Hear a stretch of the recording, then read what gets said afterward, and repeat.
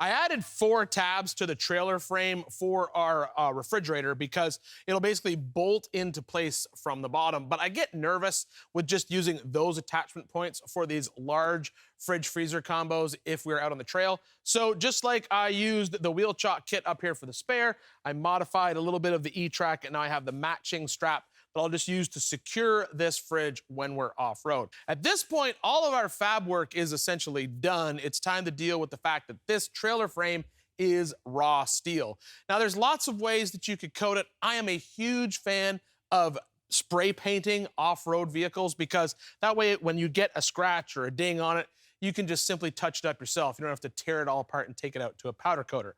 I am gonna be spraying this with Seymour Stainless Blast black stainless steel finish paint. Now, this may look just like a regular old flat black paint, but it's much more than that. This is part of their Blast lineup of paint. You've probably seen the Stainless Blast, Cast Blast, and Aluma Blast. Especially the Stainless Blast gets used a lot in the off-road world because it has actual stainless steel embedded in the paint. Well, this is flat black that has the exact same chemical makeup as the Stainless Blast. So it does have that stainless steel inside of it. That helps with corrosion protection. It also means that it is oil and gas resistant. And most important, we can apply it directly over the steel without having to apply any primer. Now, I have used this paint in the past, and I can tell you that if you damage your trailer or damage whatever you're painting with and you need to weld over it, you can weld directly over this Stainless Blast paint and it will not contaminate your weld. I guess I should take things off before I paint it.